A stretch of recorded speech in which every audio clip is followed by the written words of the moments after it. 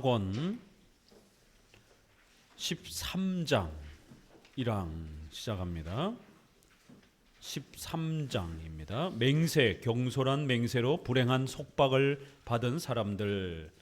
이 13장은 앞부분의 12장과 조금 더 연속되는 내용입니다. 그래서 권징, 교회의 이러한 권징의 질서를 바로잡아가기 위해서는 반드시 교회 안에 교회 법이라는 게 필요하고, 또 그 법을 다루어가는 지도자들의 역할, 또 그러한 또 지도자들에 의해서 성도들의 다양한 또 신앙의 이러한 형편들 속에서 책망하고 훈계할 때에 또 경건의 이러한 책임성을 다하도록 몇 가지 훈계와 권면들을 개인적으로 또 이렇게 할 수 있는 이러한 맹세, 또 다짐, 이런 부분들이 교회의 권징의 질서 안에 들어올 수 있는데, 이러한 맹세와 또 다짐도 성경적으로 잘 해야지, 이게 잘못하게 되면 억압하는 성도들의 신앙과 자유를 파괴하는, 또 율법주의로 이렇게 망가뜨리는 강제적인 또 이러한 형태로 빠질 수 있는 또 위험성이 있기 때문에 교회의 권징이란 아주 신중히 해야 되고, 또 그 권징을 통해서 성도들에게 요구하는 다양한 경건의 책임과 또 훈련들을 적절하게 이렇게 배치하고 또 제시해야지, 너무 세게, 너무 엄격하게 이렇게 맹세하도록 속박하게 되면 율법주의가 되고, 또 성도들이 숨이 막혀서 성장하지 못하고 오히려 성도들의 심령이 파괴되어지는 이러한 엄청난 또 위험을 겪을 수 있다라고 경고하는 것입니다. 어느 정도 일정한 부분에서 성도들이 새로운 책임과 의무를 다짐하도록 몇 가지 훈계와 권면을 요청할 수는 있다라는 거예요. 그러나 너무 세게는 하지 말라, 이렇게 조율하는 형태로 권징의 질서들을 어떻게 구체적으로 성도들에게 이제 적용해 갈 것인가, 그 과정에서 성도들의 새로운 다짐을 또 이끌어내는 이러한 맹세와 결단, 이런 부분들을 어떻게 조절하고 조화롭게 또 교회 질서 안에서 권징이라는 질서 아래서 펼쳐낼 것인가. 특별히 맹세와 서원, 이러한 훈계와 권면 아래에서 성도들이 다짐하고 새로운 결단을 해보겠다라고 이렇게 맹세하고 서원하는 이러한 맹세, 서원, 이것은 과연 성도들이 어떻게 사용해야 되는가, 이러한 맹세와 서원의 성격들을 또 좀 더 깊이 들여다봅니다. 자, 맹세, 경솔한 맹세로 불행한 속박을 받은 사람들. 그래서 맹세나 서원을 아예 없애면 안 됩니다. 맹세나 서원은 교회적 질서에 있어서 굉장히 중요합니다. 교회는 자유로운 신앙 고백에 의해서 모인 신앙 공동체입니다. 이거는 국가처럼 강제로 태어나면서부터 억지로 법적으로 묶이는 그런 단체가 아닙니다. 개인의 신앙 고백을 통해서 그 교회에, 그러한 교단에 속하기로 양심의 자유 속에서 성도들이 자발적으로 나와야만이 함께할 수 있는 그러한 독특한 신앙 고백적 지체들입니다.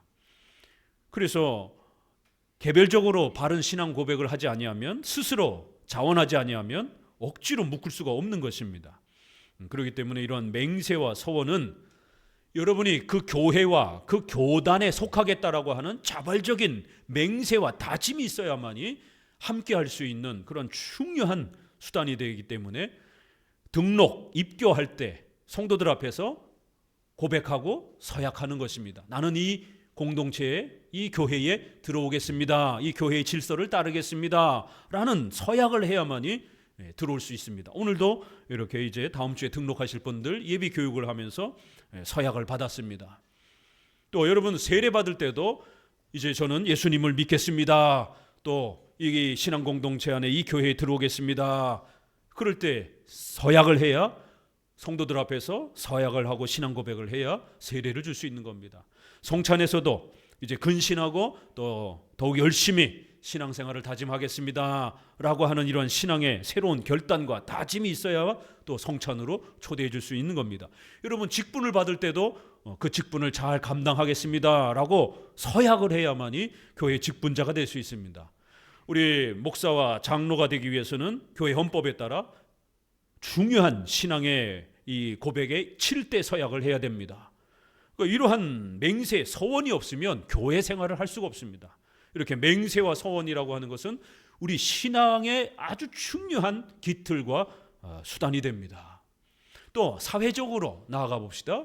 여러분, 가정에서 부부가 되려면 반드시 평생토록 순결을 지키고 신의를 지키며 남편과 아내가 정조를 지키면서 한 아내와 남편만 사랑하겠다라고 그렇게 결혼 서약을 하고 그 서약을 끝까지 지켜야만이 부부로서 유지가 되는 겁니다. 어느 한쪽이 깨게 되면 바로 그냥 이혼이 되고 가정이 깨지는 겁니다.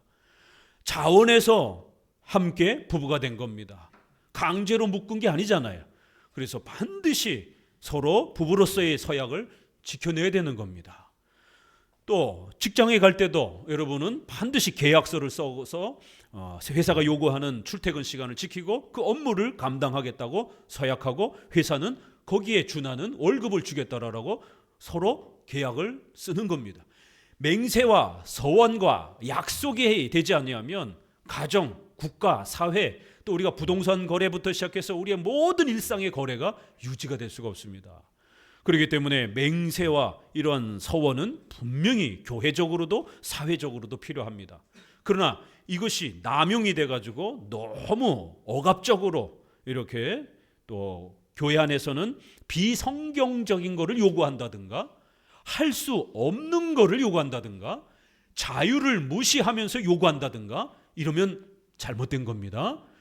교회의 맹세와 서원은 반드시 성경적이어야 되고 자유가 존중이 돼야 되고 그 다음에 할 수 있는 것이어야 돼요. 할 수 없는 것들을 함부로 맹세하면 큰일 납니다. 여러분 또 국가적으로도 반드시 국가법에 맞아야 되는 것이고요. 또 자유가 존중이 돼야 되고 국가법에서도 역시 지킬 수 있는 것들을 여러분들이 하겠다라고 서약을 해야지 지킬 수 없는 것을 함부로 서약했다가는 큰일 나는 겁니다. 누가 살인 청부를 하는데 내가 살인을 하겠다라고 이렇게 맹세와 서원을 하게 되면 큰일 나는 것이고 그거는 불법이 되는 겁니다. 이렇게 맹세와 서원은 분명히 우리의 신앙과 삶에 아주 중요한 수단이라는 것. 그렇지만 이거를 악용하거나 이거를 악하게 사용하게 되면 우리의 삶을 파괴할 수 있는 아주 무시무시한 또 불행한 속박을 받을 수도 있다는 겁니다. 그렇기 때문에 신앙의 영역에 있어서는 성경적인 것과 자유로운 이러한 원칙 아래에서 수용하고 그렇지 아니하면 거절을 할 수 있는 또 자유도 있는 겁니다. 국가법도 마찬가지인 겁니다.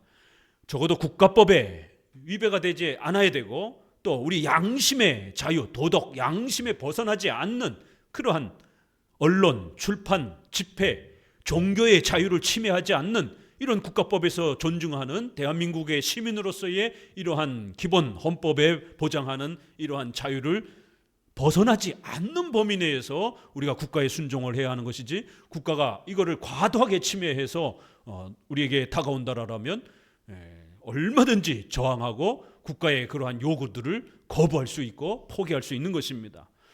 그렇지 않으면 자칫 잘못하면 이러한 속박 속에 국가적 속박 속에 또 종교적인 이런 사입이 이러한 속박 속에 들어갈 수 있다라는 것입니다. 국가적인 이러한 속박도 무서운 것이고 사이비적인 이러한 속박도 무서운 겁니다. 까딱 잘못하게 되면 우리의 신앙과 자유 이것이 한꺼번에 붕괴가 되면서 정말 북한 치아와 같은 이런 세상 속에서 살아갈 수도 있는 이런 때가 또 돌입할 수도 있다는 걸 명심하셔야 됩니다. 대한민국이 언제부터 이렇게 잘 살았습니까? 대한민국이 언제부터 이렇게 자기가 하고 싶은 목소리를 마음껏 낼 수 있는 그러한 자유가 보장되던 이러한 때가 과연 얼마나 오래됐습니까? 교회의 예배의 자유와 이런 부분들이 이렇게 자유롭게 예배드리던 때가 얼마나 됐습니까? 그렇게 오래되지 않습니다.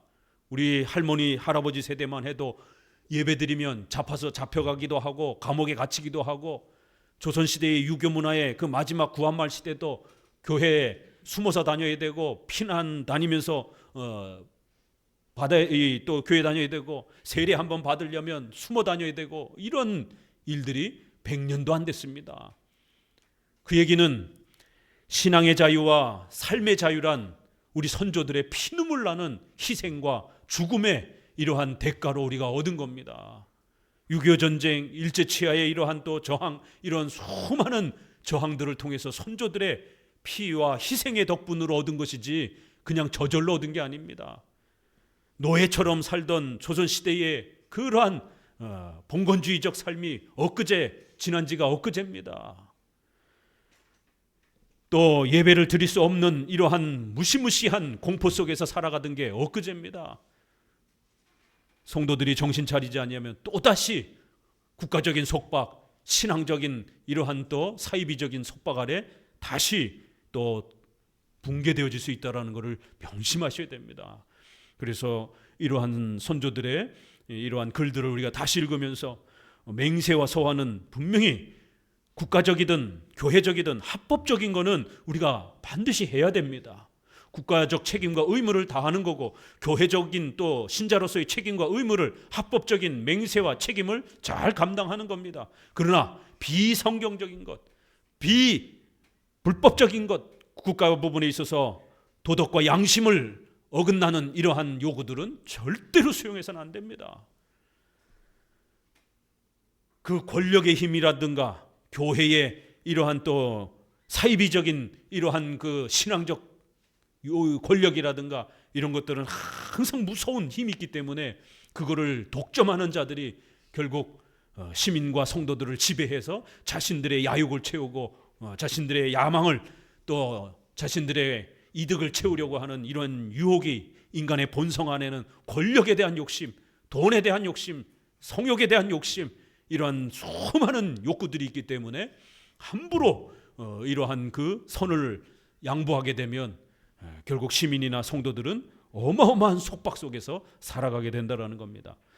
이제 기독교 강요 이런 표현들이 계속해서 소개가 되면서 신앙의 자유를 계속 이야기하고, 이제 뒷부분에 가서는 국가론과 관련해서 국가의 이러한 통치요가 또 교회의 질서, 종교 구별, 상호협조라고 하는 합법적일 때는 순종하지만 국가가 불법적인 요구를 할 때는 반드시 목숨을 걸고 저항해야만이 우리가 신앙의 자유와 시민으로서의 자유를 지켜갈 수 있다라고 하는 이러한 국가론에 대한 이야기가 교회론 부분에 나옵니다. 왜요? 국가와 교회는 일정한 거리를 두고 서로의 책임과 역할을 잘 유지하지 못하면 반드시 국가가 교회를 집어삼키는 이러한 교회 역사에 또 슬픈 일들이 끊임없이 발생이 되기 때문인 것입니다. 그래서 교회의 독립성, 교회의 자유, 신앙의 자유를 지켜가기 위해서는 이러한 필요한 부분들을 부지런히 우리가 잘 배워가야 됩니다. 자, 맹세의 본질, 맹세에 대한 일반적 오해. 그래서 이제 맹세란 과연 무엇인가? 맹세를 합법적으로 하기 위해서는 어떻게 해야 되는가? 이런 부분들을 이제 소개하는 겁니다. 1항, 타락과 여러 가지 위험. 그리스도께서 그의 무한히 귀중한 피의 값으로 교회의 자유를 사셨건만, 이렇게 교회는 자유가 있다라는 거예요. 예배 드릴 자유, 신앙을 할 자유, 이러한 소중한 신앙의 자유가 있는데 이거를 국가가 집어삼키려고 한다든가, 교회의 악독한 목회자들이, 교황과 사제들과 같은 이런 악독한 종교 지도자들이 또 그거를 독점을 해서 성도들의 재산과 삶을 다 빼앗으려고 하는 이러한 무서운 유혹들이 교회 역사 속에는 끊임없이 등장한다라는 겁니다. 그 교회가 잔인한 압제에 눌리며 산더미 같은 전통에 거의 압도되었다는 것은 참으로 통탄할 일이다. 그러나 동시에 각 사람의 개인적 광태를 본다면, 참 칼빈의 글을 읽다 보면 어떤 단어, 문장은 아주 파격적인 그런 표현을 씁니다. 종교 지도자들의 이러한 타락도 문제지만 각 개인의 이 광태, 좀 한문으로 좀 멋있게 번역을 해서 그렇지, 이거를 직역하면 개인의 이런 미친 정신 상태를 본다라면, 각 개인의 이런 무지와 어리석음들을 생각한다면 하나님께서 사탄과 그의 사역자들에게 그렇게 많은 일을 허락하신 것도 정당한 이유가 없지 않다는 것을 알 수 있습니다. 한국 교회가, 한국 사회가 왜 이렇게 좌편향되고 한국 교회의 수많은 교회 목회자들이 왜 이렇게 좌편향되었는가? 이거 정말 까무러칠 노릇이에요. 막상 뚜껑이 열려보고 이런 정치적 혼란을 겪어보니까 목회자들이 비겁하고, 목회자들이 바른 목소리 안 내고, 목회자들이 이러한 자유 대한민국, 자유시장 경제, 한미동맹, 이것 말하는 게 그렇게 어려운 겁니까? 아니 이거 말하는 게 그렇게 부끄러운 겁니까? 아니 이게 분별하는 게 그렇게 어려운 겁니까? 왜요? 진보적 이러한 정치 성향을 갖고 있는 분들은 그 대학생이나 민노총이나 끊임없이 미군 철수를 부르짖고 있잖아요. 세계 유일의 분단 국가가 미군이 철수하게 되면 어떤 일이 벌어지겠습니까? 아프가니스탄이라든가 시리아라든가 미군 철수되고 난 다음에 어떤 일이 벌어졌어요? 우리보다 미니스커트를 먼저 입던 나라가 미군이 철수가 된 다음에 여성들 히잡 다 뒤집어 씌우고 여성들 공무원과 직업들 다 차단시켜버리고 학교 교육 모든 거 폐지시켜버리고 봉건사회로 돌아가 버렸어요. 다시 우리나라보다 미니스커트를 여성들이 더 먼저 입었던 나라입니다. 그렇게 개방적이고 그렇게 여성들의 인권을 존중해 주면서 이렇게 자유민주주의로 펼쳐놨던 그런 나라들이 정치적 혼란에서 미군이 철수되고 난 다음에 독재가 지배하면서 여성들은 완전히 인간 이하의 취급을 받는 이런 시대가 되었습니다. 그런데 대한민국에서 20대, 30대, 40대 여성들이 페미니스트에 빠져가지고 제일 많이 미군 철수를 부르짖고 있어요. 세상에. 미군 철수시키고 난 다음에 어떤 일이 벌어지려고요? 여성의 낙태를 만사까지도 확장하자라고, 낙태 간통법 없애달라고, 동성애 없애달라고, 동성애 빨리 찬성시켜달라고. 그러면 누가 제일 피해를 봅니까? 여성들이 제일 먼저 피해를 당합니다. 남자들이 여성 수술도 하지도 않고 목욕탕에 그냥 막 들어오고 스포츠 선수라든가 이런 거 전부 다 경기장에 나오고 여성들이 남성을 어떻게 이깁니까? 누가 피해를 봅니까? 모든 피해는 1차적으로 여성들이 당하는 겁니다. 아니 이거를 경험해 봐야 합니까? 이거를 상식적으로 구별을 못 해가지고 좌우에 이게 어느 가치관이 대한민국을 시민들을 더 건강하게 보호해 줄 수 있는지 이게 몰라가지고 이렇게 쩔쩔맵니까? 왜 어느 단체들은 미군 철수를 그렇게 부르짖냔 말이에요.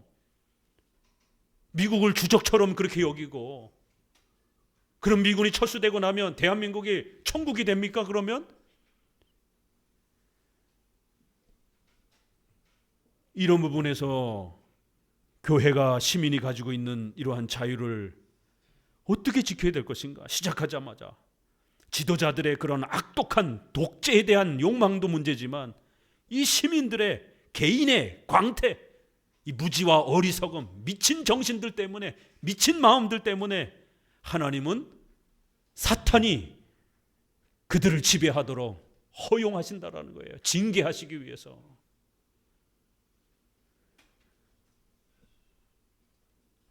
그리하여 사탄이 결국 많은 악한 종교 지도자들이 또 악한 정치 지도자들이 등장을 해서 시민들을 지저밟고 교회를 지저밟는 이런 일들이 벌어진다라는 겁니다. 첫 문장부터 얼마나 충격적인 이러한 표현들이 쏟아집니까? 밑에서 셋째 줄, 그들을 하나님께로 인도할 수 있는 보조 수단을 항상 힘껏 방해했다는 것을 밝히는 것은 부적당하지 않을 것이다. 이렇게 목사들이 신앙의 소중한 이러한 수단들을 함부로 사용해가지고 성도들을 올가매고 가스라이팅 시켜가지고는 자신의 배만 불리고 이러한 심각한 일들이 교회 역사 속에 일어났다라는 겁니다. 309페이지 위에서 셋째 줄 같이 읽어봅니다. 우리가 첫째로 가르친 것은 사람의 경건하고 거룩한 생활을 훈련하는 데 필요한 것은 모두 율법에 포함되었다는 것이다. 또 우리는 주께서 우리가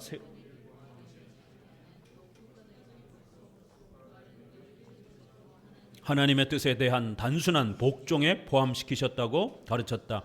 만일 이런 일들이 사실이라면 하나님의 은혜를 받기 위해서 우리가 고안한 가장된 예배 행동을 아무리 우리가 기뻐할지라도 하나님께서는 일체 받으시지 않는다는 것을 곧 판단할 수 있다. 또 확실히 주께서 친히 여러 규절에서 그런 행동들을 명백하게 거절하실 뿐만 아니라 심히 미워하셨다. 맹세와 서원, 이런 소중한 결단 고백들은 우리가 경건을 훈련하는데 아주 필요하고 또 성경에서 많이 우리에게 또 가르치고 있다라는 겁니다. 구약에도 보니까 우리 제사 5대 제사, 3대 절기, 오대제사, 번제, 소제, 또 뭐죠? 화목제, 속제제, 속건제. 이 화목제 부분에 자원하에서 드리는 그런 자원제, 서원제 이런 제사들이 있어요.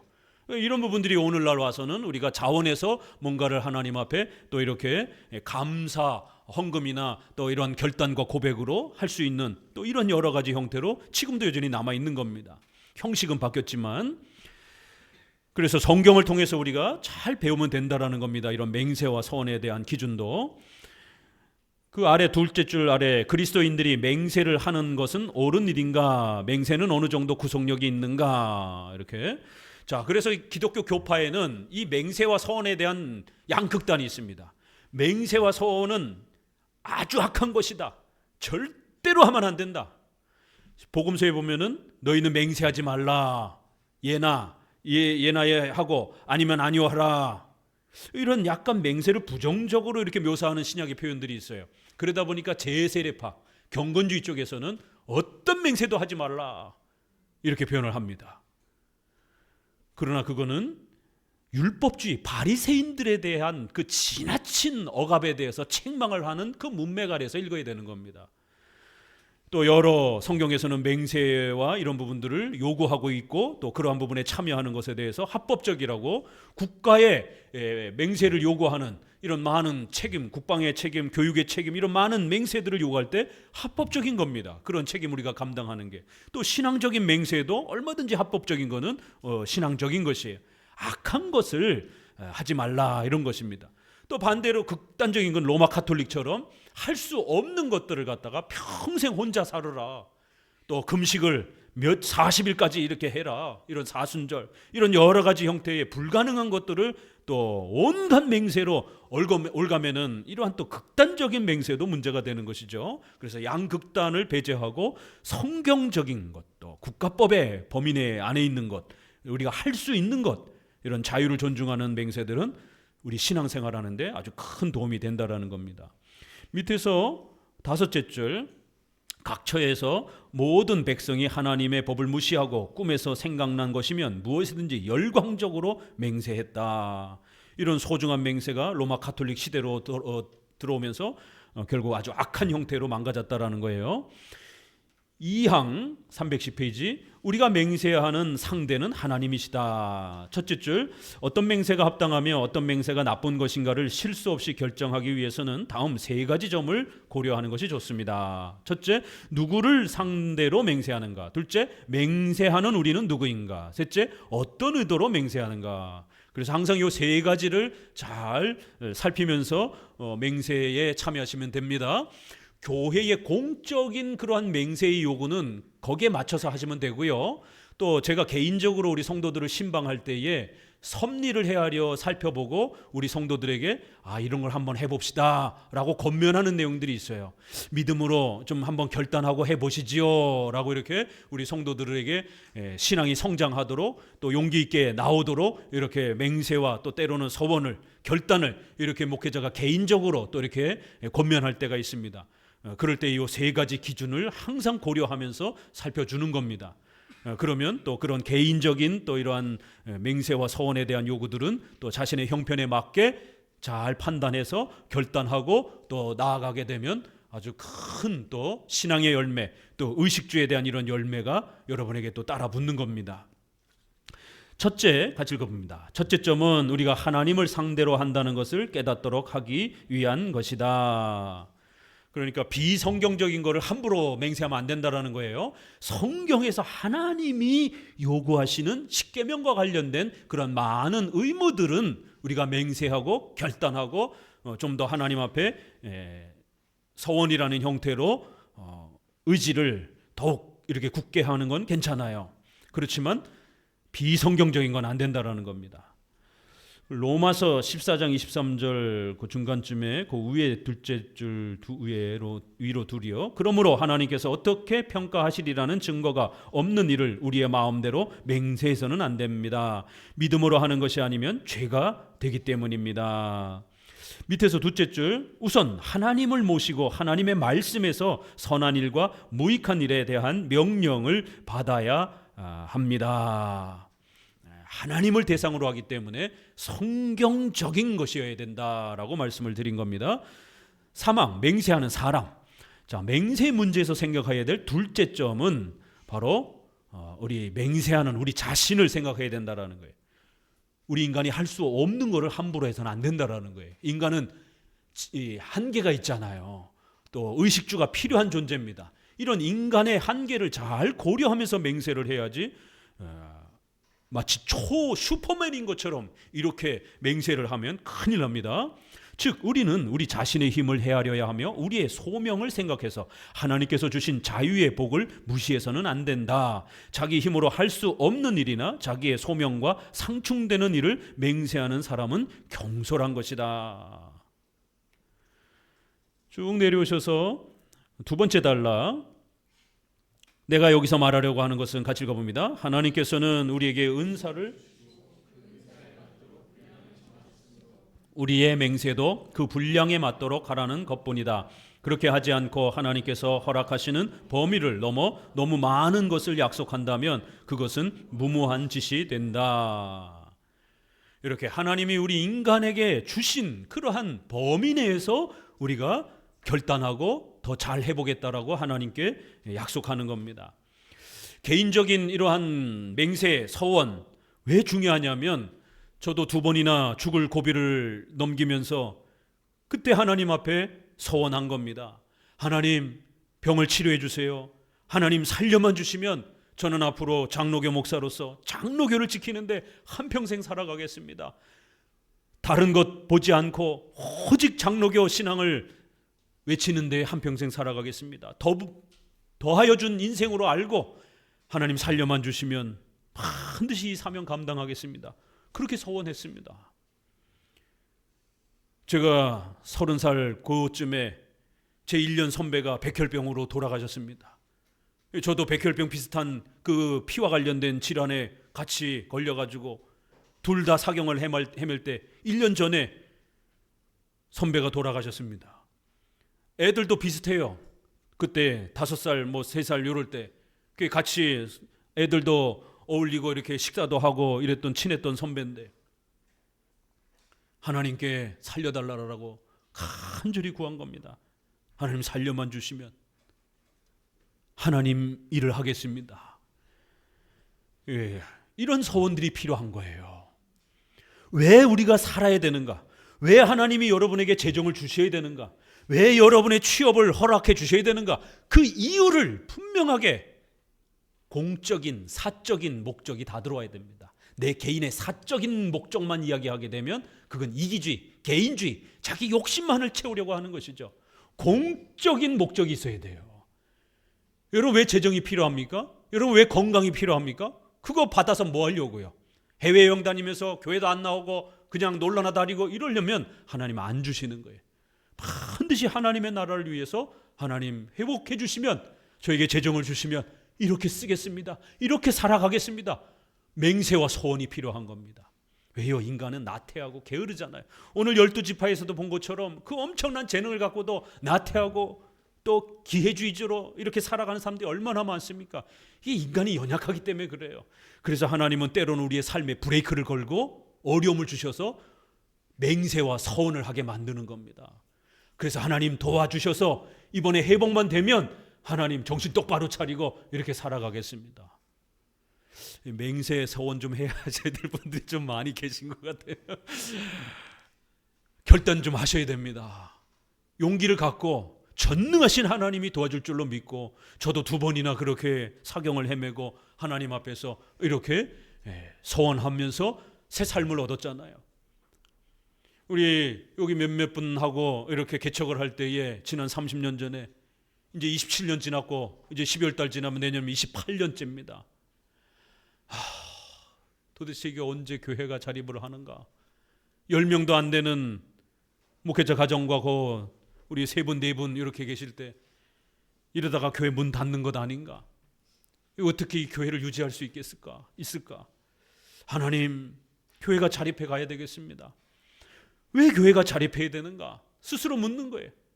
잘 먹고 잘 살고 떵떵거리고 이러기 위해서 교회가 자립해야 되는가? 아니죠. 우리 장로교를 소개하고 장로교의 이런 후학들을 길러내고 또 장로교의 이런 많은 좋은 이런 서적들을 한국교회에 좀 소개하고 이런 일들을 하기 위해서는 교회가 자립해야 되겠습니다. 하나님 소원한 겁니다. 그래서 가끔 말씀드린 것처럼 하나님 큰 사업가를 저에게 10명만 붙여주십시오. 11조를 1,000만 원씩 할 수 있는 사업가를 10명만 붙여주십시오. 그러면 반드시 제 생애에 일하겠습니다. 제가 늘 성도들에게 그 소원을 가끔씩 말씀드리는 거예요. 어느 정도 교회가 자립되고 난 그 다음부터는 이 꿈을 향해 갈 겁니다. 결국 마지막에 가서는 한국 교회의 승패는 어디에 달렸어요? 어디 달렸습니까? 한국 교회가 다시 회복하기 위해서는 이 위기 속에서 한국 교회를 다시 일으켜 세우기 위해서는 뭘 해야 됩니까? 좌우의 이러한 정치적 이데올로기가 충돌되고 우파가 이렇게 붕괴되어지고 두 번이나 탄핵을 받고 망가졌을 때 이런 우파적 건강한 국가관과 세계관을 회복하기 위해서는 뭘 해야 됩니까? 누군가 가르쳐 줘야 될 것 아닙니까? 뭘 해야 될지. 그러면 저는 종교 지도자로서 교회 쪽만 이야기하면 학교를 세워야 됩니다. 결국 승패는 신학교에 있습니다. 훌륭한 신학 교수가 목회자들을 길러내야 됩니다. 루터와 칼빈과 같은 정말 세상을 향해서 사자처럼 포효하고 설교할 수 있는, 잠자고 있는 성도들을 강력하게 깨울 수 있는 이런 목회자들, 주기철 손양원 목사님과 같은 시대에 목숨을 걸고 하나님의 말씀을 전할 수 있는 이러한 훌륭한 목회자들이 다시 세워지게 되면 한국교회는 일어설 수 있습니다. 그래서 제 소망, 마지막 소망은, 제가 조직신학자이기 때문에 제 곁에 역사신학자들, 구약신학 하시는 동료들 셋 모아가지고 5명이든 10명이든 이 장로교 신학을 좋아하는 후학들을 모아놓고, 요즘엔 인가 무인가 필요 없어요. 무인가도 충분히 사명 감당할 수 있습니다. 인가 신학교는 문교부의 커리큘럼과 지도를 다 받아야 되기 때문에 오히려 불편합니다. 이런 간섭하는 게 너무 많아가지고 무인가 신학교를 통해서 충분히 훈련받고 학위가 필요하면 뭐 일반 총신이나 합신이나 고신이나 이런 데 가서 학위 받으면 되는 겁니다. 그러나 그 사상을 물려받기 위해서는 저와 같은 교수들이 서너 명이라도 합쳐가지고 학생들을 길러내야 됩니다. 10년이든 20년이든. 그리고 그 교수들이 책들을 번역해서 성도들이 읽을 수 있도록 펼쳐내 줘야 되는 겁니다. 그러면 적어도 교수님들 한 분 최소 연봉 한 5천만 원 드리겠다라고 하고, 그러면 4명만 있으면 됩니다. 그러면 1년에 2억, 교수님 2억 계산해 보세요. 2억. 그 다음에 학생들 생활비 장학금 줘가면서 전도사님 알바하면서 공부할 시간 없습니다. 안 돼요. 온종일을 책하고 씨름할 수 있도록 생활로부터 분리시켜서 온전히 공부에 전념할 수 있도록 그렇게 장학금을 최소한 200만 원, 300만 원만 지원해도 충분히 검소하게 살면 살 수 있잖아요. 그러면 그렇게 10명만 한더라도 200만 원, 식함 10명만 한 2, 3천만 원 되는 거고, 월 연으로 따지면 한 3억 정도 되면 되잖아요.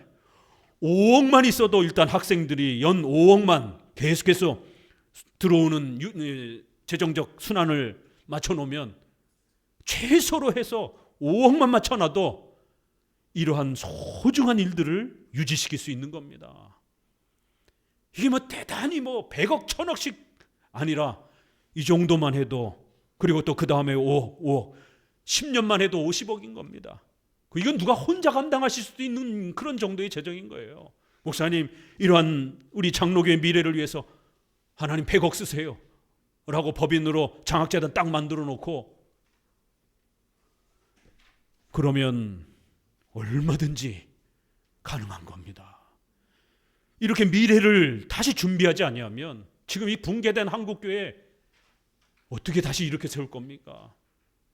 정신 바짝 차리고 누군가는 이 일을 준비해야 되는 거고, 그래서 제가 유튜브로 조직신학, 신조, 신구약 전체 강의를 남겨놓으려고 지난 10년 동안 몸부림치면서 감기도 걸릴까봐 조심하면서 약을 먹어가면서 소염제 먹어가면서 지난 10년 동안 이 모든 자료를 유튜브로 거의 다 완성을 했습니다. 그리하여 우리 다음 세대를 준비하기 위한 이 작업들을 하고 있는 겁니다. 좀 반드시 해낼 겁니다.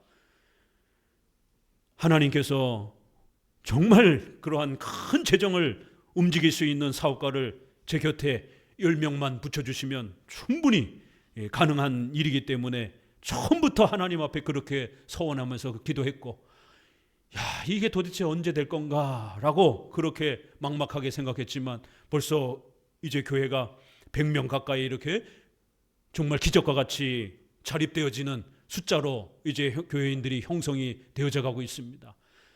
그러면 우리의 꿈이 훨씬 더 가까이 다가설 수 있는 것입니다. 저는 성도들이 월 1,000만 원씩 헌금할 수 있는 11조 할 수 있는 사업가로 성장하도록 밤낮으로 더 열심히 기도할 겁니다. 그래서 우리 성도들이 크게 성장해서 반드시 10년 20년 뒤에는 이 장로교회 불씨가 다시 이렇게 세워서 활활 타오를 수 있도록 누군가는 하게 될 거고 그 일을 저와 여러분들이 하시기를 원합니다. 그래서 저는 서원하면서 하나님 앞에 몸부림치는 거예요. 그런 목회자 곁에 여러분들이 어쩌다 보니 오신 겁니다. 섭리 안에서 오신 줄 알고 여러분도 같은 소망을 꿈꾸면서 한번 하나님 앞에 기도해 보십시오. 하나님, 저를 큰 사업가로 최소한 제 생애에 100억 아니면 500억, 하나님 제가 1,000억 정도는 제 생애에 제 삶에서 컨트롤할 수 있는 그런 자산가로 형성하게 해 주옵소서. 거기에 반만 제가 받겠습니다. 많이도 안 받을 테니까 반만 받겠습니다. 그러면 여러분 500억 가지시고 저한테 500억만 주십시오. 1,000만 원, 1억도 없는 분이 그런 소망을 가지고 나중에 그만큼 500억 자산자가 되었으면 된 거지 뭐요. 나머지 500원 하나님의 일을 위해서 쓰시면 되는 것이고, 그런 내 입을 크게 열라 그리하면 하나님이 채우실 것이다, 이런 예레미야의 이런 말씀들을 왜 여러분의 것으로 서원으로 못 갔습니까? 내 입을 크게 열라라고 말씀하잖아요. 믿음이 요만하니까 입이 요만큼밖에 안 열리는 거예요. 하나님, 저에게 주시면 하나님의 나라를 위해서 하나님 쓰겠습니다. 결단하겠습니다. 우리 몸이 아프신 분들 계시면 기도하세요. 생명을 주시는 분이 히스기야도 15년이나 생명을 연장시켜주고, 저도 이렇게 생명이 연장이 돼가지고 30살 때 위기를 겪다가 이제 벌써 30년 가까이 살고 있는데 앞으로 한 30년은 더 살 것 같아요. 저를 봐서라도 용기 내시고 하나님이 이렇게 도와주시는 역사들이 얼마든지 지금도 존재하잖아요. 내가 왜 살아야 되는지에 대한 강력한 서원에 대한 이유만 있으면 되는 겁니다. 그러면 하나님이 살려주시고 또 그러한 큰 재정으로 오늘 12지파 중에 세상에 2지파나 그런 경제적 번영을 받았다라고 이렇게 2지파나 축복해 주는 이런 모습을 보이고 있는 겁니다. 그래서 어떤 교회는 이렇게 경제적으로 풍요로움을 얻어서 그 돈 가지고 선교하고 주변에 어려운 사람들 도와주고 이런 역할들을 하라라고 이렇게 특별히 2지파에게는 경제적 번영에 대한 축복과 예언을 약속해 주고 있었던 것입니다. 자, 계속 이렇게 서원은 소중한 겁니다. 서원은 우리의 신앙과 삶을 아주 멋있게 더 확장시키고 성장시킬 수 있는 아주 좋은 신앙의 도구인 겁니다. 그래서 잘 배워서 잘 사용해야 되는 거예요. 자, 맹세하는 사람, 사람이 연약하기 때문에 불가능한 것들은 하지 말고 옳은 것들만 잘 발견해서 하라는 거예요. 밑에서 6째 줄, 입다는 경솔한 열성으로 경솔한 서원을 하였으며 그 미련한 행동으로 인하여 벌을 받았다. 입다가 흥분해가지고 하나님 전쟁에서 승리를 주시게 되면 제가 처음 만나는 사람을 하나님께 바치겠습니다, 이랬다가 이 세상에 승리하고 돌아오는데 제일 처음에 맞이한 사람이 자기 딸이 돼버렸잖아요. 그래서 이 딸이 바쳐졌다라는 말을 이게 인신 제사를 바친 것인지 아니면 성전의 봉사자로 바친 것인지에 대한 구약의 해석에 어려움이 있어요. 그렇지만 인신 제사로 몰래객에다가 자식을 불태워 죽이는 이런 인신 공양을 신자가 할 수는 없는 거죠. 그렇기 때문에 인신 제사를 드렸다라고 해석하기는 어려운 겁니다. 그래서 우리 장로교회 선조들은 이거는 사무엘도 일정 기간 동안 또 나실인처럼 이렇게 일정 기간 동안 성전에 허드렛 일을 하는 이런 봉사자로 이렇게 기간을 두고 1년이든 5년이든 이렇게 서원하는 그런 방식이 있습니다. 그래서 자기 딸을 시집도 못 가고 그렇게 성전에 가서 오랜 동안 거의 평생 이렇게 봉사하는 이런 독신 형태를 서원시켰기 때문에 부모가 강제로 그렇게 해놨기 때문에 이제 칼빈도 이 부분을 해석하면서 이거는 입다의 경솔한 해석이었다라고 이렇게 표현을 하는 겁니다. 딸의 자유와 이런 부분들도 묻지 않고 딸을 갖다가 그냥 평생 독신으로 그냥 강제로 교회 봉사하면서 살으라고 이렇게 밀어붙인 겁니다. 이런 독신주의는 첫째 자리를 차지할 만한 만용이다. 이런 것들이 가톨릭 안에 벌어진 거라는 거예요. 맨 아랫줄, 그들은 인간의 일반적인 상태에 대해서 말씀하신 사람의 독처하는 것이 좋지 못하니 라는 이런 말씀을 무시하는 것이다. 위에서 넷째 줄, 절제의 은사는 필요한 경우에 제한된 기간만 허락된 편이 더 많은데 그들은 어떻게 감히 이 일반적 소명을 자신 있게 일평생 벗어버리는가. 이렇게 잠깐의 또 어떤 특수한 사람들만이, 고자가 된 사람들만이 이러한 절제 은사가 있는 것이지 일반 99%는 이러한 성욕을 갖고 있는 겁니다. 그래서 모든 청년들은 결혼에 대한 사명이 있는 겁니다. 그런데 왜 자꾸 우리 청년들은 로마 가톨릭 따라하려고 그럽니까? 이 가톨릭은 동정, 결혼을 못하게 하는 독신을 강제로 이렇게 하는데 우리 청년들이 자꾸만 결혼이 늦어지면 이게 본의 아니게 동정을 계속 유지하게 되는 이런 일이 벌어지는 겁니다. 하나님은 우리의 청년들이 성에 약하기 때문에 빨리 결혼하라고, 또 99% 고자가 아닌 이상에 99% 다 결혼을 해서 가정을 꾸리고 자식을 낳아 기르라고 이렇게 명령한 겁니다. 디모데전서에서도 뭐라고 표현합니까? 우리 처녀들을 향해서 이야기하면서 처녀들은 시집가서 아이를 낳고 가정을 꾸려 살아가라고 이렇게 명령하고 있습니다. 비자발적 동정이 되어서는 안 됩니다, 우리 청년들. 그렇게 되면 지금 여기에 대한 이 책망을 받을 수도 있는 겁니다. 왜요? 독신으로 지금 살아가는 이유가 여러 가지가 있잖아요. 지금 가톨릭은 그게 종교적인 목적으로 지금 사용되고 있어서 비판을 받는 거고, 그렇지 않은 우리 청년들에게는 뭐 돈이 없어서 좋은 배우자가 없어서 뭐 힘들어서 뭐 혼자 사는 게 좋아서 이런 여러 가지 이유도 문제가 되는 겁니다. 돈이 없으면 없는 사람들끼리 만나서 검소하게 시작해도 되는 겁니다. 무슨 뭐 수억짜리 전세부터 매매부터 시작하려면 또 특별히 우리 딸을 가진 부모님들은 제발 좀 욕심을 내려놓으셔야 돼요. 이런 데서부터 어떻게 시작하냐고. 아니, 다 옛날에는 다 월세부터 시작했습니다. 딸 고생할까 봐 자꾸만 몇 억씩 되는 전세부터 이러면 또 남자에게 부담이 되는 거예요. 그럼 딸 시집 못 가는 겁니다. 이런 것들이 악순환이 되면, 아니 한국 사회가 언제부터 남자가 집을 해오라고 이렇게 문화가 바뀌어가지고 그냥 서로 반반씩 그렇게 모아가지고 월세로 다 그렇게 시작하면 되는 것이죠. 이게 안정적인 부분에 대해서 다 갖추고 시작하려고 하니까 남자들이 돈에 대한 부담을 느끼는 거죠. 돈도 못 모아놨는데 어떻게 결혼하지? 이런 이유들이 비자발적 독신에 대한, 나는 서원도 안 했지만 강제로 서원이 되어지는 이제 이런 형태가 되고, 결과적으로는 40, 50까지 결국 독신으로 남아있게 되는 이런 일이 벌어지는 겁니다. 그러면 내가 원해서 했던 원하지 않던 간에 성경에 분명히 이렇게 독처하는 것이 좋지 못하니, 고자로서 정말 특별히 이렇게 성욕에 대한 절제가 되는 이런 1% 사람들만 하나님 앞에 독신의 사명을 받은 것이지 나머지는 절대로 독신의 사명을 받은 게 아닙니다. 근데 결과적으로는 어찌됐든 본인이 독신을 잃게 되면 이런 말씀들을 어기게 되는 겁니다. 그래서 열심히 결혼하려고 노력하셔야 돼요. 올해는 주례를 못했네요. 한 해씩 주례를 해왔는데 올해 못했습니다. 내년에는 꼭 좀 주례 좀 합시다.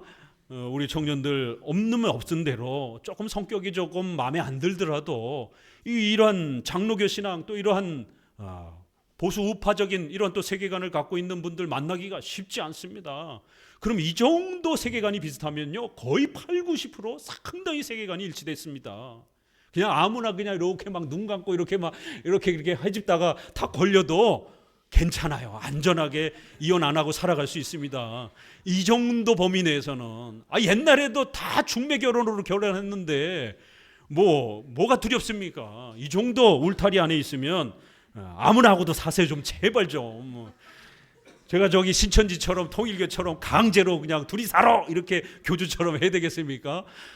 마지막 여러분의 자유를 존중해 줄 테니까 제발 좀 사세요.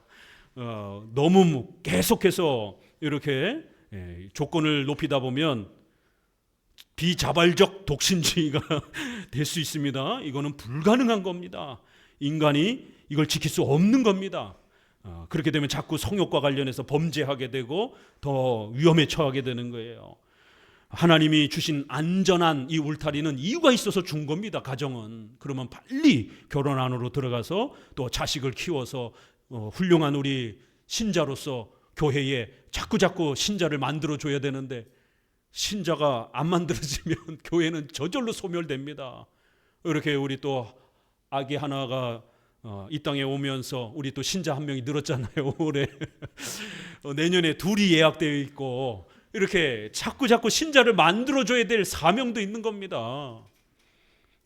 전도를 10명, 100명 하시든지 아니면 자식을 둘, 셋 낳아가지고 신자로 세워두시든지 둘 중에 하나는 하셔야 되는 거예요.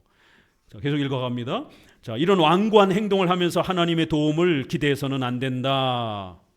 오히려 그들은 주 너희 하나님을 시험치 말라. 이렇게 밑에 줄 하나님께서 주신 본성에 역행하는 것, 하나님께서 현재 주시는 은사를 우리의 것이 아닌 듯이 멸시하는 것은 하나님을 시험하는 행동입니다. 여러분 혼자 독신으로 얼마든지 잘 살 수 있을 것처럼 이렇게 감히 생각하시면 안 됩니다. 독신은 굉장히 위험한 겁니다. 정서적으로도 그렇고 육체적으로도 그렇고. 우리 인간은 성관계를 하도록 창조가 된 거예요. 그러면 성관계를 안 하게 되면 빨리 죽습니다. 제 얘기가 아니고 의학자들의 얘기예요. 이제 노년이 돼서 자연적으로 이제 이렇게 삶을 후년에 홀로 되신 이런 분들은 이제 그거야 이제 자연적인 그러한 생체 리듬에 따라서 홀로 된 거니까 상관없지만 아예 처음부터 홀로 이렇게 살아가면서 이런 성의 이런 부분들을 완전히 차단시키게 되면 호르몬에 대한 이런 변화가 완전히 끊겨버립니다. 생체 리듬이 끊겨버리는 거예요. 남자는 테스테론이 계속해서 만들어지면서 모든 신체 활동이 유지가 되는 겁니다. 여성도 생리를 기준으로 해서 모든 여성 호르몬들이 여성의 삶을 움직여 가잖아요. 그래서 이제 나이가 다 들어서 폐경이라고 하는 이런 자연적인 형태로 들어가는 것인데 이거를 처음부터 모든 걸 차단시켜 버리게 되면 호르몬이 안 나오는 거예요. 지금 멜라토닌 또 뭐죠? 엔돌핀 또 이런 호르몬 좋은 호르몬들이 있잖아요. 저도 이 멜라토닌이 안 나와가지고 수면 방해가 생겨가지고 저도 치료를 받고 이런 것처럼 이런 호르몬들이 유기적으로 작동이 안 되게 되면 우울증도 걸리게 되고 잠도 못 자는 불면증에 시달리기도 하고 면역 체계가 무너져가지고 쉽게 아프기도 하고. 그러니까 우리 몸은 성적인 연합을 하도록 그렇게 하나님이 창조해 주셨기 때문에 폐경 전에 있는 분들 또 남성들의 이런 건강한 이러한 테스토스테론이 잘 만들어지는 분들은 빨리 결혼을 해서 건강하게 부부가 성생활이라고 하는 이러한 또 삶을 통해서 이 의학적으로도 몸이 건강하게 잘 유지가 되고 또 자손도 낳고 기르는 이러한 하나님이 주신 이러한 생체 리듬을 잘 지켜가야 되는 겁니다. 이걸 브레이크를 걸게 되면 결국 하나님을 시험하는 하나님 난 그런 거 필요 없어요. 나는 혼자서도 잘 살 수 있어요. 아니요, 인간은 혼자서 살 수 없는 존재입니다.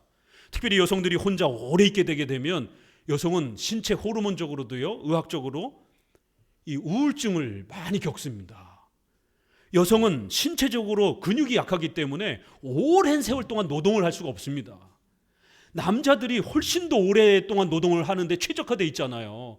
아니, 직장이 없으면 당장 노가다라도 남자들은 가서 등짐 짊어지면서 돈을 벌 수가 있단 말이에요. 그러나 여성들은 이러한 노동에 최적화되어 있지 않기 때문에 근육이 약하다 보니까 폐경이 되면서 빨리 몸이 늙게 되고 경제적으로도 위협을 겪는 겁니다. 그렇게 되면 결국 여성의 생활 경제적 자립 문제에 있어서도 심각해지는 것이고, 또 여성은, 남자는 평생 성의 노예가 된 이런 연약함을 갖고 있잖아요. 성욕에 대한 이런 아픔, 또 힘든 연약함. 고린도전서 7장에 오죽하면 결혼 안 하는 게 좋습니다 라고 이렇게 제자들이 이러니까 그런 부분에 대해서, 그런 사고에 대해서 아니다라는 거예요. 결혼해야 된다라고 고린도전서의 7장에 말하고 있고, 만약 그 부분을 소홀히 여기게 되면 사탄이 우리의 성욕을 사용해가지고 가정이 파탄나도록 그렇게 만든다라는 거예요. 그래서 부부는 열심히 성생활을 감당해야 된다라고, 종교적인 어떤 이유라도 함부로 성생활을 금지하거나 소홀히 여기면 안 된다라고, 그렇게 아주 그 내용까지 소개가 되고 있습니다. 둘이 합의를 해서 정말 종교적인 어떤 특별한 위험이 닥쳐갖고 금식 기도를 해야 될 이런 특수한 상황, 그것도 부부가 합의가 되기 전까지는 함부로 성생활을 끊으면 안 된다라는 것이에요. 이런 내용까지 성경에 있어요. 그렇게 해서 최선을 다해서 부부가 몸과 마음으로 하나 되라고 이렇게 고면하는 겁니다. 그러니까 남자는 죽을 때까지 테스토스테론이 만들어지다 보니까 반대로 약점은 뭐예요? 성에 약한 거예요. 그래서 다른 말로 성욕의 노예가 된 삶을 사는 거예요. 어떻게 보면 남자들은. 여성은요, 감성의 노예가 되어 있습니다. 여성은 공감을 해줘야 되고, 여성은 이렇게 끊임없이 대화와 보살핌을 통해서 감성의 위로와 이렇게 감성의 그러한 도움을 받아야 됩니다. 여성이 감성적으로 위로와 이렇게 보살핌을 받지 못하면 여성은 엄청난 고통을 겪습니다. 그래서 여성은 말이 많은 겁니다. 여성은 언어적 재능이 어마어마한 거예요. 왜요? 그 언어의 세밀함을 통해서 감성의 위로를 받기 때문에. 그래서 여성은 대화를 하고 떠들어야 위로를 받는 거고요, 남자는 성관계를 해야 위로를 받는 거예요. 남자는 대화를 많이 해서 위로를 받는 그런 특징이 아닙니다. 이건 하나님이 창조해 준 남성과 여성의 근본적 차이예요. 남자가 일을 해야 되고 여성이 아이를 가져야 되는 것처럼 호르몬 작용도 시스템이 서로 다르고, 그래서 여성은 소위 말해서 감성의 노예를 갖고 사는 거예요. 끊임없이 대화해야 되고 끊임없이 서로 감성의 위로를 받아야 되는 겁니다. 그런데 혼자 있으면 여성은 어떤 일이 벌어져요? 대화할 상대가 없잖아요. 부모님도 다 돌아가시면, 형제도 다 이제 결혼해서 자기 자식들 키우기 바쁜데 여자 혼자 있게 되면 경제적으로도 어려워지고 대화할 사람도 없고, 그럼 여성은 끊임없이 대화를 통해서 누군가 사랑한다 끊임없이 얘기해 줘야 되고, 누군가 또 같이 대화하면서 이런 공감을 누려야 되는데 집에서 혼자 고양이하고 대화가 됩니까 이게? 이거 심각한 겁니다. 이게 페미니스트자들이 여성의 독신에 대한 이런 부분들을 부르짖으면서 여성들을 망가뜨려 놓은 겁니다. 이제 50 넘어가게 되면 여성들이 얼마나 심각한 사회적 위기, 의학적, 신체적 위기, 또 경제적 위기, 이런 부분들을 겪게 되는지를 절실하게 될 겁니다. 50 전에야 몸이 튼튼하고 그러니까 아마 내가 혼자 벌어서 나 혼자 살아도 되지, 여성들이 이런 생각할 수 있습니다. 아니요, 50 넘어가면서 이제 위기가 닥치는 겁니다. 그래서 여성이 우울증 걸릴 확률이 일반 여성들보다, 결혼한 여성들보다 3배, 5배 이상 더 높습니다. 그래서 여성은 결혼해서 가족들 안에서 공감을 형성하고 또 자녀들의 또 이러한 보살핌과 위로를 받으면서 끊임없이 대화하면서 감성적인 그런 위로를 받으면서 행복감을 누리는 것이에요. 남자들은 성적인 이러한 에너지가 있기 때문에 끊임없이 또 이러한 성생활을 통해서 또 가족들을 먹여 살리고 또 이러면서 남자의 이러한 건강과 모든 시스템이 유지가 되는 겁니다. 이런 하나님의 창조의 시스템을 무시하면 안 된다라는 거예요. 그렇기 때문에 독신주의, 이거 불가능하다라는 겁니다. 그런데 지금 오늘날은 이러한 페미니스트 때문에, 좌파적인 또 이러한 성에 대한 이해 때문에 비자발적 독신주의가 유행하는, 비혼주의가 유행하는 이런 시대를 우리가 겪고 있습니다. 저의 시대만 해도 20살 후반에 결혼하는 게 지극히 당연했어요. 그런데 지금은 어떻습니까? 30대 초반 중반에 하는 게, 그나마 결혼하는 게 사회적인 어떤 보편적 연령대입니다. 의학적으로 여성이 35이 넘게 되면 세포가 죽고 이 임신의 이런 모든 가임의 이 부분이 현저하게 떨어진다라고 35살을 기준으로 의사들이 잡고 있습니다. 그런데 한국의 결혼이 30대 초중반이에요, 세상에.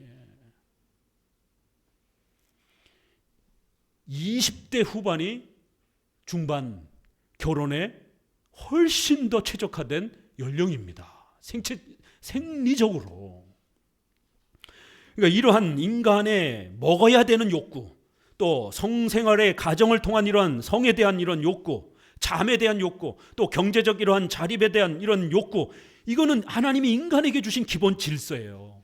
그러니까 이거를 안 하겠다라고, 나 금식하면서 40일을 굶겠다라고 이러면 이거는 죽는 겁니다. 결혼 안 하겠다라고 이런 것도 죽는 것이에요. 난 돈 필요 없어. 뭐 교인이 무슨 돈이 필요 있어. 난 혼자 돈 없어도 괜찮아. 이건 무시무시한 삶을 나락으로 떨어뜨리는 거예요. 반드시 합법적인 경제활동을 통해서 경제적 자립을 할 수 있도록, 노년이 다가갈 수 있도록, 더더욱 돈이 없게 되면 자본주의 사회에서는 일찍 돌아가실 수 있는, 왜요? 치료를 할 수 없기 때문에.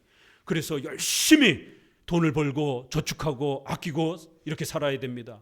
그런데 한국교회 안에 수많은 설교가 돈 필요 없다, 돈 밝히는 것, 돈 설교하는 것, 이건 세속적이고 악한 것이다, 믿음, 기도가 중요하지, 돈이 뭘 필요하느냐, 이런 식으로 설교하는 게 얼마나 많습니까? 목회자의 설교가 어떠냐에 따라 성도들의 삶과 생활이 완전히 뒤바뀌어 버립니다.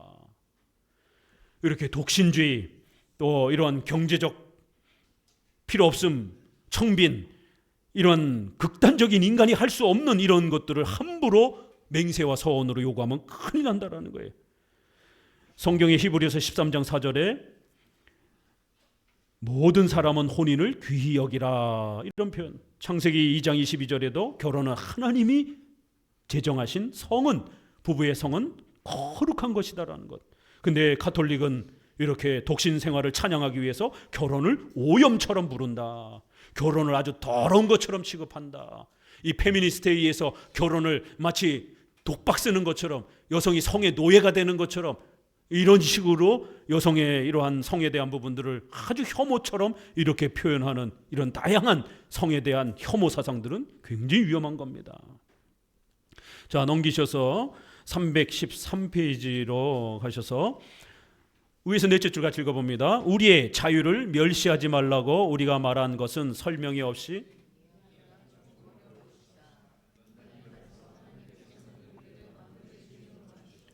우리가 만물을 이용할 수 있도록 우리에게 예속시키셨다. 그렇기 때문에 우리 성도들의 자유에 있어서 의식주에 이런 많은 것들을 얼마든지 자유로 사용하도록 선물로 주신 거라는 거예요. 부부의 성, 하나님이 우리에게 주신 선물이라는 겁니다. 열심히 우리 부부들은 부부 생활의 성생활들을 최선을 다해서 하셔야 됩니다. 그래야 부부가 가까워지고 또 건강한 겁니다. 이런 부분들을 무시해서는 안 되는 거예요. 경제적 자립도 열심히 돈을 벌고 경제적 자립을 이루어갈 수 있도록 노력하셔야 돼요. 이게 다 하나님이 우리의 삶을 위해서 주신 수단들이라는 거예요. 밑에서 셋째 줄, 그러므로 이런 위험성을 피하려면 우리는 주께서 그리스도의 교회 안에 제정하신 경륜에서 결코 떠나려고 해서는 안 된다는 것을 항상 기억해야 합니다. 하나님이 세워주신 경륜, 창조 질서를 벗어나면 안 된다는 거예요. 인간은 먹어야 돼요. 너무 많이 먹어서도 문제가 되지만 적절하게 먹지 않으면 건강을 잃는 겁니다. 운동도 해야 돼요. 그러기 위해서는 돈이 필요한 겁니다.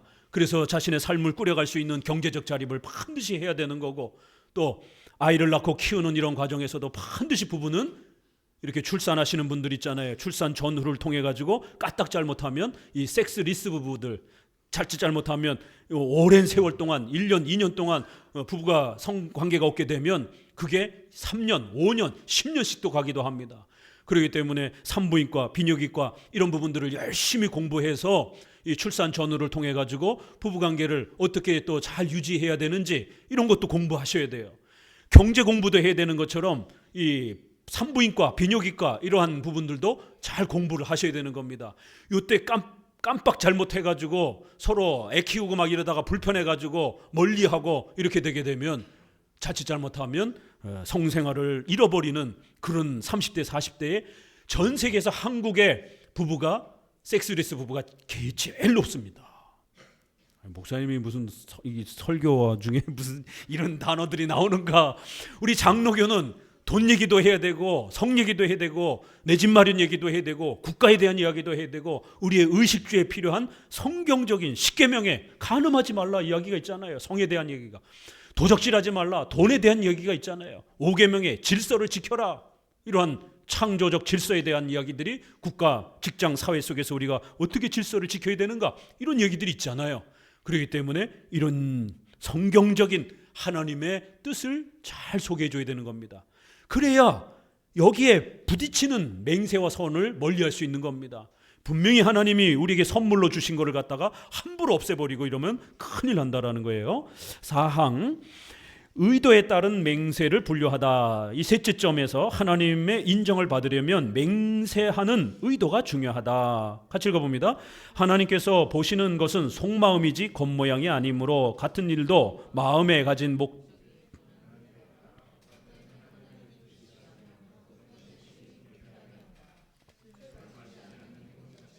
거룩한 것 같이 생각해서 마시지 않기로 맹세한다면 그것은 미신이다. 둘째 줄 아래 그러나 내가 아는 범위 내에서 바른 맹세가 될 수 있는 목적은 네 가지다. 알기 쉽게 하기 위해서 그 중에 두 가지는 과거에 관련된 거고 두 가지는 미래와 관련된 거다. 과거에 속하는 것은 우리가 받은 은혜에 대해서 하나님께 감사하는 뜻을 나타내는 맹세와 하나님의 진노를 피하기 위해서 우리가 지은 죄에 대한 벌을 받겠다는 맹세다. 전자는 감사의 실천이요 후자는 회개의 실천이다. 맹세의 가장 중요한 본질은 뭐라고요? 마음, 의도라는 겁니다. 여러분 왜 돈을 벌어야 됩니까? 여러분 왜 병의 치료가 되어야 됩니까? 아까 말한 것처럼 마음의 의도. 잘 먹고 잘 살려고요 이러면 안 된다라는 겁니다. 반드시 하나님의 나라를 세워가고자 하는 공적인 또 이런 목적도 있어야 되는 거예요. 인간은 인간이기 때문에 잘 살고 싶은 거예요. 병이 낫고 싶은 거예요. 자식이 잘 되기를 바라는 겁니다. 이거는요 본능적인 거예요. 그렇기 때문에 크리스찬들은 일용할 양식을 주옵시고라고 하는 주기도문에처럼 우리의 의식주와 관련해서 얼마든지 기도해도 돼요. 그렇지만 그것만 기도하면 개인주의가 되는 거예요. 이기적이 되는 겁니다. 주기도문의 앞에 세 가지는 뭐예요? 하나님을 위한 겁니다. 공적인 그러한 기도 제목이 또 따라 붙어야 되는 겁니다. 마음의 의도, 우리 마음, 속마음이 어떤 의도로 그 서원을 하려고 하는 것인지를 잘 살피면 된다라는 것이에요. 그래서 이거를 시간을 따라 나눠보게 되면 과거와 관련해서 두 개, 미래와 관련해서 두 개라는 거예요. 과거에는 하나님이 주신 큰 은혜가 있어요. 그러면 하나님이 큰 재정을 제가 어떻게 쓰겠습니다 라는 서원이 있으셔야 됩니다. 그래야 다음에 하나님이 더 큰 재정을 부어주십니다. 과거에 어떤 악한 죄를 범했어요. 그래서 징계를 받고 있습니다. 그러면 하나님 앞에 서원하셔야 되는 거예요. 하나님 회개하고 하나님 제가 앞으로는 그런 죄를 범하지 않고 똑바로 살아가겠습니다. 이렇게 회개와 관련해서 또 감사와 관련해서 과거에 행했던 부분들. 미래는 당연히 뭐겠어요? 거꾸로죠. 하나님 저에게 이렇게 주시면 제가 하나님 앞에 이렇게 살아보겠습니다. 이런 미래와 관련된 소망과 관련되어서 또 이렇게 표현할 수 있다는 겁니다. 서원은. 자, 넘겨보셔서 314페이지 중간쯤에 시편 22편 25절 찾으셨어요? 그 시편 말씀들 곧 아래 지금도부터 읽어봅니다. 지금도 주께서 우리를 어떤 재난이나 어려운 병이나 그 밖의 위기에서 구출해 주신 때에는 이런 맹세가 우리에게 유익할 수 있다. 하나님의 은혜를 잊지 않겠다는 엄숙한 표시로서 서원의 제물을 하나님께 바치는 것은 경건한 사람의 의무와 상치하지 않기 때문이다. 쭉 내려오셔서 맨 밑에서 둘째 줄 그 문단요. 그러므로 자유에 맡기기만 한다면 이런 맹세는 허락되리라고 나는 생각한다. 이렇게 해서 여러분 과거에 뭔가 큰 선물을 받았어요. 그랬으면 그거 잘 쓰셔야 됩니다. 또 뭔가 큰 잘못이 있어서 하나님 앞에 책망과 회개해야 된다라면 새롭게 결단하면서 서원하는 거예요. 그리고 또 미래와 관련해서는 이제 5항에 미래와 관련된 맹세 이렇게 소개가 되는 겁니다. 이미 말한 바와 같이 미래에 관한 맹세는 우리를 더욱 조심스럽게 만드는 것도 있고 우리의 의무를 다하도록 자극하는 것도 있다. 이렇게 해서 쭉 내려오셔서 마찬가지로 경건에 필요한 의무를 잊어버리거나 게을리할 때는 맹세를 해서 기억을 불러일으키며 태만을 떨어버리는 것이 나쁜 까닭은 무엇인가? 나는 이 두 가지 맹세가 일종의 초보적인 훈련이라는 것을 인정한다. 이러면서 밑에서 둘째 줄, 그런 맹세도 하나님의 승인으로 지지를 받고 우리의 소명과 일치하며 하나님께서 주신 은혜에 한정되어야 한다. 그래서 이제 미래와 관련된 것은 우리의 의무를 더 잘 감당하기 위해서 하나님 이렇게 해주시면 제가 하나님 앞에서 이렇게 살아가겠습니다. 이런 결단과 또 마음의 확정이 필요한 겁니다. 그래서 여러분 어떤 취업, 또 승진, 또 어떤 재산의 어떤 필요, 또 질병의 어떤 회복, 이런 다양한 부분들을 미래와 관련해서 기도할 때는 또 거기에 대한 올바른 목적을 가지고 기도하면 되는 거예요. 그러면 이렇게 과거의 어떤 것을 위해서도 또 미래의 어떤 것을 위해서도 우리가 이 맹세와 서원이라는 것은 신앙생활에 아주 중요한 수단이 된다라는 것입니다. 종교개혁자들이 이렇게 설명을 했고 우리 웨스트민스터 신앙고백 장로교 교리표준에도 22항 맹세와 서원이라는 내용이 한 장을 차지할 정도로 우리 성도들의 신앙생활에 있어서 맹세와 서원은 적절하게 사용하게 되면 우리 성도들을 성장시키는데 아주 굉장히 큰 힘이 됩니다. 특별히 질병의 어떤 어려움이라든가 또 이렇게 재정적인 또 이런 어떤 문제와 어려움을 겪고 있는 분들은 오늘 이 내용 굉장히 중요합니다.